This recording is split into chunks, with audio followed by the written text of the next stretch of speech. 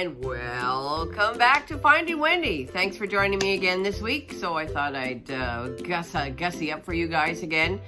And so this week I'm going to talk about you are not a failure and some other things as well. So stay tuned. So I've been watching a lot of YouTubers lately and got some really interesting ideas and thoughts about post bariatric honeymoon period that I have encountered now.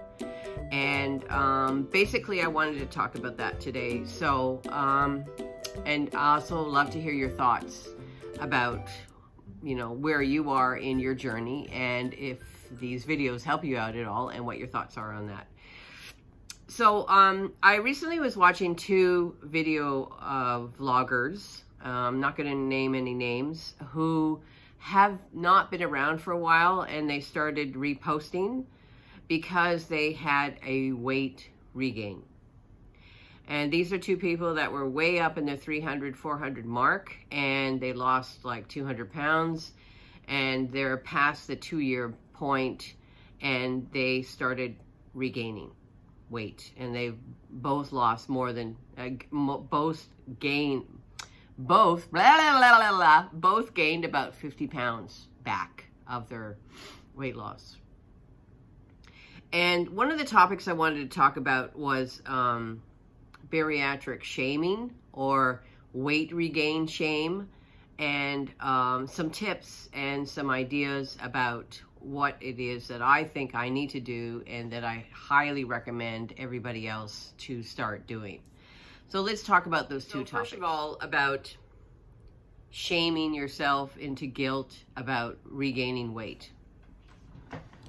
So basically what happens all your life is that you have been bullied, you have been shamed, you have been feeling guilty about your own weight situation, and you took the big decision to have bariatric surgery, which is amazing. And the thing is about bariatric surgery that is fantastic. In the first year and a half, you have this incredible tool in your body that is going to force you to lose weight, and force you in the sense of you have a very small pouch or you have a very small sleeve where you can only put so much food into your body and then you're full. But guess what? After a year or two, this sleeve or this pouch can accept more food, or you've discovered that you can do some things you haven't done before. So what a lot of people do is they start drinking and eating at the same time. So they're breaking the 30-30 rule. And by doing that, you're able to drink and eat more. You're bringing back some bad foods into your lifestyle, like sugary drinks, pop, things like that. Or you start drinking more alcohol, and you're just basically bringing in more calories and more fat and more carbs. So basically, what I'm hearing from these people, and when I've read about it as well with a lot of experiences, is that the first time you're overweight, you feel really guilty, you feel really bad. But now that you regained weight after having bariatric surgery, you feel doubly horrible. You feel even worse than you did if you're just gaining weight because you're gaining weight and you haven't had any surgery, but you're just struggling with your food addictions, you're struggling with eating carbs and chips and crap, junk food. But now that you've had the weight loss surgery, either Roux-en-Y or your sleeve, that you're regaining weight after a year and a half, that you even feel more guilty. You feel like, holy crap, holy shit, I had this amazing opportunity to have this weight loss surgery procedure, and I'm regaining weight. And you feel even worse. But the key thing is to know you're not a failure. And that's the theme I want to talk about today. So you're not a failure. You have lost a lot of weight. But the thing that you all have gained, and you didn't know before, is the knowledge of how your body reacts to certain foods. So, and how your body reacts to a sedentary life or a active life. So that's what I want to talk about. Get as my well. thoughts going here. I maybe should have made some notes on what I'm going to talk about today, but I thought I'd just wing it. So sorry for being a bit stumbly today. The thing is that from the very beginning, I incorporated using an app on my phone to track my food and to track my macros. And I have experienced joy with working out at the gym. 10 years ago, I hired a private trainer for a year and I lost weight the traditional way of diet and exercise. And I went to the gym 6 days a week, worked out 2 hours a day, and ate about 1,200 or 1,000 calories a day, but I didn't really track it as well as I track it now, and lost like 150 pounds. It's 2 o'clock. It's 2 o'clock. Lost 150 pounds. But after a while, like after about 2 years, my trainer, I stopped going to the trainer, I stopped going to the gym, and I had weight regain. And this was just because I changed my lifestyle. And that's something that I now see is so important with what happens after your bariatric honeymoon. If you're not a fan of the gym and you're having bariatric surgery, I can't stress more the importance of becoming a gym rat in the sense of enjoying physical exercise. Because what happens, whatever kind of exercise you do, you're getting out of that sedentary lifestyle. Because being 450 pounds as I was 2 years ago, I was 450 pounds. I had a very sedentary life. And I was just watching a YouTuber who had a weight regain, and she moved from a house to an apartment. And because she moved from a house to an apartment, she has a much more sedentary life. Because having a house, you're doing more cleaning, you're going outside more often, you're having much more of an active life.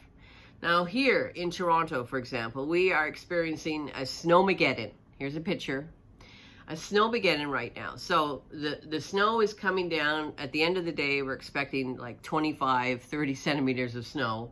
The snow is coming sideways from the east. It's really cold outside, and I am forced to stay inside, and I'm not going anywhere.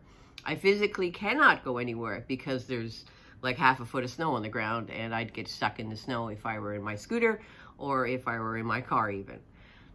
So living in a climate where 8 months a year we have cold, wintry weather, you do have a lot more of a sedentary life. So I was just saying to a friend earlier that if I lived in a condo, a lot of condominiums nowadays are built with gyms. They have gyms in the condominium, so you can literally just go down the hallway, get in the elevator, go downstairs to the gym. That would be a dream of mine, for sure. So getting back to the point of when you actually decide to have bariatric surgery, the thing that really needs to be realized for you is that you do need to incorporate physical activity post bariatric honeymoon is needed. Because if you don't do it, and if you don't become a fan of it, and it doesn't become a habit, you will have a really hard time with weight regain. So what happens, I've talked in videos many times about having a habit anchor. So a habit anchor is something like you brush your teeth in the morning. That's your habit that you do after you have a shower or whatever, before you take a shower or after you have breakfast, you brush your teeth. If you want to add a new habit to that habit anchor, it becomes easier to stick to it. So in the morning when I brush my teeth, right after I brush my teeth, I take my vitamins. At night when I brush my teeth, I take my vitamins. That's a habit anchor. So right now, I'm trying to incorporate this new habit anchor of going to the gym after I've gone to work. So I work at night. I'm done at 9 p.m. So I'm in my car anyway because I've taken the car to work. So I drive the car to the gym. And I work out at the gym for an hour. And I actually really enjoy it because A, It keeps me away from the TV, because I know myself that I snack when I watch TV. And that's where the bad habits start creeping back into your lifestyle, is the damn TV. So I go to the gym. Here's some pictures of me at the gym. I go to Planet Fitness. And because I had a year of private training 10 years ago, I do know what type of exercising I need to do and what type of weight training I do. I really enjoy weight training.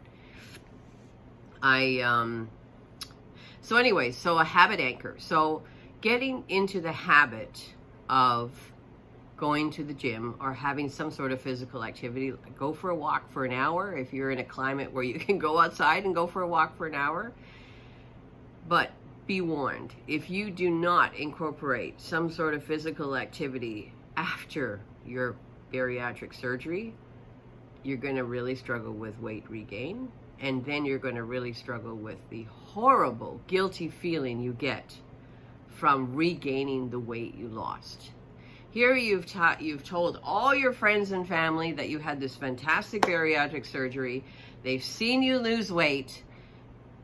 And then after 2 or 3 years, you start regaining the weight. And your colleagues are sort of talking behind your back. They're not saying to you in your face, hey, what's going on? You're regaining the weight you lost. But it's more for yourself. Who cares what other people say? But you care what you think yourself. And I care right now about making sure I don't regain any of the weight I lost. Yes, I want to get to Wonderland. Last time I weighed myself, I weighed 222 pounds, and that was a week ago. I put my scale away like I promised in my last video. The scale is hidden away in a cupboard in a box, and I'm not going to weigh myself for another month. But in the meantime, build up this habit of going to the gym, and also continually track the food on my app. Now, as you all know, I use My Net Diary, and I've been using My Net Diary from day one after my surgery, because I've noticed on the days that I don't track my food are the days I overeat. The days I sneak this or sneak that of food, I have a little bit too much of this and a little bit too much of that, and then I know that I'm going to gain weight if I continually do that. But the key is not to be hard on yourself. The key is to, for sure, take one day at a time and think, okay, I got through today, but the positive thing about today is that I was able to go to the gym, or I'm still fitting in my pants fine. I'm not regaining any weight. Doing a lot of reading up lately. I've downloaded a couple of new books to my phone that I'm going to read about. I'm going to read a book that I discovered talking a little bit more about keto and talking about yes or no to carbs and things like that. But something that I came across that somebody wrote, and I'm just going to read it for you. I tell people before surgery, so this is basically from a bariatric surgeon and a bariatric surgical team that I read. I tell people before their surgery to think about this. You have a weight problem, and it's physical, psychological, and emotional. You're stigmatized. Now you have this surgery, and the phenomenal thing happens. The weight goes away. You look good. All of a sudden, 18 months pass, 24 months pass, 2 years pass, 3 years pass. And if you haven't been able to get into new ways of living your life, and you're going back to doing things you were doing before you had surgery, so is the weight. So let me read that again. And if you're going back to doing things you were doing before you had surgery, so is the weight. If that happens, you have a double problem. You had extra weight, lost it, and now you have it again. And you're going to be doubly stigmatized. Doubly stigmatized. So again, going back to that point, you had all this weight, you lost the weight, and now you regained this weight that you lost. You're going to feel horrible. You're going to feel doubly horrible, doubly stigmatized. So, my message to all of you out there today, and to myself, and to remind myself, keep on taking pictures of yourself during your journey. Constantly remind yourself where you were and where you are now. Think about your NSVs. Like, I think about my NSVs all the time. I'm confronted with my NSVs all the time. Like the fact that I was at the gym last night, which is an NSV, and I was able to ride a bike, a stationary bike, for 30 minutes. And that I'm able to walk around the gym without a cane and go and do all my other exercises, like the weight training. So reminding yourself of how far you've come every day, and not to get back into your old habits of sitting on the couch at night, watching TV, and snacking. The key is to build a brand new habit, and that this habit becomes your lifelong habit. And that is the big message to myself this week. And again, the reason why I set up this video channel is that so I can look back at my old videos and remind myself why I've taken on this journey. Remind myself why I've lost over 230 pounds. Remind myself of how horrible my life was back when I weighed 450 pounds. It was horrible. It was horrible. The fact that I couldn't wipe my ass after I take a dump in the toilet. The fact that the only clothes I could buy were online, a 7X. The fact that I had a very sheltered, I didn't talk to anybody. I just sat on my couch, sat with my dog, and stuffed my face with junk food. Those are the things that I remind myself every day of to keep me stimulated and to keep me grounded, but to keep me going on my journey. And this journey is not over because I've had bariatric surgery, that I think, okay, 2 years out, I've had the bariatric surgery, now I can go back to the way I used to eat. No, you can't. This is for the rest of my life.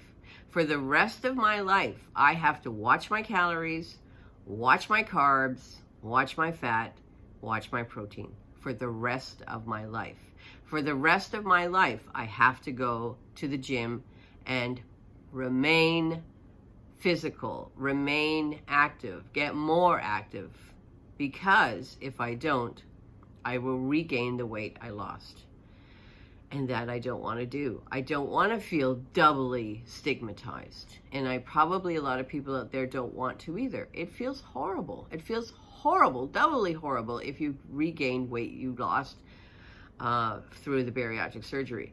You had a permanent change in your body. If you've had a sleeve, your stomach was taken out. My stomach was removed. 95% of my stomach was removed through a tiny hole in my stomach from that was made from the surgical tool. I forget what it's called, but it's gone. That part of my stomach is gone.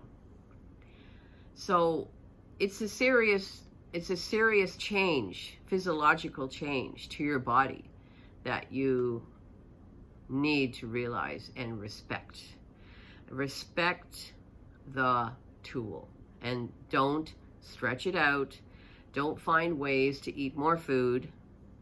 Don't eat slider foods, because then you can eat way more food as well. So I'm a 60-year-old woman, and I am never going to have the metabolism of a 20 or 30-year-old. And that's something that I have come to terms with. So realizing that I'm going to have to eat like 1,000 calories a day and no more for the rest of my life. Because going to the gym, yes, goes hand in hand with eating healthier, making healthier choices when you eat. But I'm never going to be able to become a bodybuilder or have tons and tons of muscles and rely on those muscles to lower my set point and rely on those muscles to burn off more calories like you do when you're 20 or 30-year-olds. Look at how young people can eat so much and they don't gain any weight because they have a higher metabolism. When you're a 60-year-old woman, your metabolism isn't that high anymore. So I have to adjust it with the intake, with how many calories and carbs I eat. So I think that's enough for today. You know, it's one of those kind of realization videos for myself. And to, you know, I did get a big scare when I watched these two YouTubers that they basically were, had a hiatus from YouTube for quite a while, and they came back and they gained weight. And I was like, holy shit, that cannot happen to me. I cannot regain the weight that I lost this time. I've done it so many times in the past. I have been on so many diets, and that's a word that is a 4-letter word, which is the same as fuck. I'm on a diet again. 4-letter word, fuck and diet, same thing. So, and shit, fuck, diet. So, you know, I lost, let's see, well, going back to when I was 16, I weighed close to 300 pounds, and we did the Dr. Atkins. Lost lots of weight, regained the weight. I moved to Amsterdam when I was 27. I did diet and exercise, lost 150 pounds. 2 years later, regained all the weight I lost. And yes, I was fat shamed. I was diet fat shamed afterwards by my colleagues in the orchestra. Oh, Wendy, you looked so beautiful when you lost all that weight. You should do that diet again. You feel horrible. You feel like a failure. When I was 40, just before I moved back to Toronto in 2001, I got a dog and I started walking 5 hours a day and watching what I eat and following a strict diet, and lost 150 pounds. I moved back to Canada. Within 2 years, I regained all that weight and then some. And the problem with losing weight and then gaining the weight back is that you gain even more weight. So then, the last time was 10 years ago. I was 50. I just turned 50. And I hired a trainer, and I did diet and exercise for 2 years, lost 150 pounds, stopped going to the gym, stopped eating healthy, and I regained all that weight. And every time, I gained even more weight. So then, I got to the point where I weighed 450 pounds. I had a pulmonary embolism. I nearly died. And that was 5 years ago.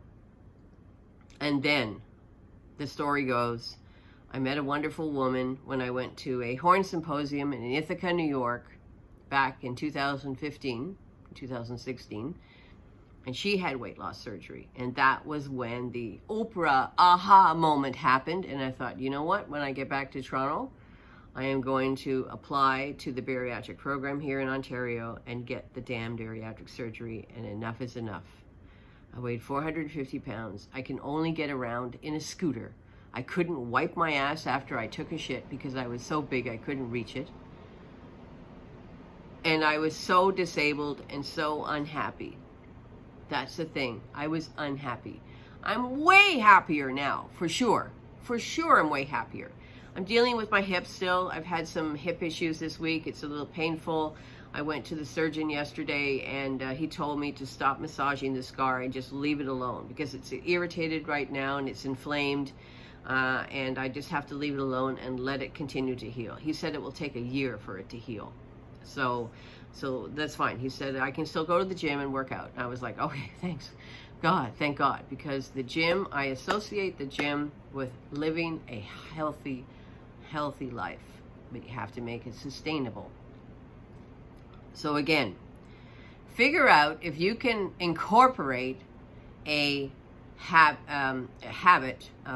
What's it called again? Sorry, I lost my track of thought here. So, sorry, I had to think for a moment because I was rambling. I didn't want to ramble. So think about a habit anchor. What is it that you do every day? And can you marry that habit anchor with some physical activity? So that becomes a habit. And then the fact that you have incorporated physical activity, it should help with keeping you on track and not regaining weight. So, anyways, that's it for today. I hope you enjoyed this video, and look at all my old videos And please subscribe, and please like this video, and please hit the little bell, because when you hit the little bell, it will send you a notification when I've sent and produced a new video. So I'm not going to do too much editing to this video today, because the editing, by the way, if anybody wants me to do a video on how to edit videos, I use my iPhone to make the video, and I use iMovie to do all my video editing. And I also, for the special effects, I use this program with Mac. It's called Keynote. And I have all these things that drop in. That's Keynote. Yeah, so anyways, I'm not going to do too much editing, but it's just more of a real kind of vlog where I'm talking to you, which can be for some pretty boring, but I try to make them as fun as possible with whatever. With other effects and things like that. So just looking, so I keep on looking outside, and it's just Snowmageddon. I should just get up and show you myself here. I'll just get the camera. I'll just get the camera and walk to the balcony door here, open the balcony door, and show you what I mean about Snowmageddon, okay? So just opening the door here is going to take you outside. So as you can see, there's lots of snow, and here we go, Snowmageddon. So there's already about half a foot of snow on the ground, and this is downtown Toronto. That's Maple Leaf Gardens right there, and Maple Leaf Gardens has been turned into an ice rink and a shopping grocery store called Loblaws. So this is downtown Toronto right now. The nice thing about snow is that it deadens the sound of the city, which is great. But anyways, that's the Wendy vlog for today from downtown Toronto, Snowmageddon. And let me know in the comments below if you're struggling with weight regain, and what sort of ideas you have, and what sort of things helped you with getting through and getting back on track. Because, yeah, it's tough. It's really tough, and we all need to support each other in this great journey of ours, and get on with life, and get on with enjoying your life, and being happy and positive and optimistic, and blah, blah, blah, blah. Okay, well, that's it for now. Thanks for watching Finding Wendy, and we'll see you next time. Bye-bye.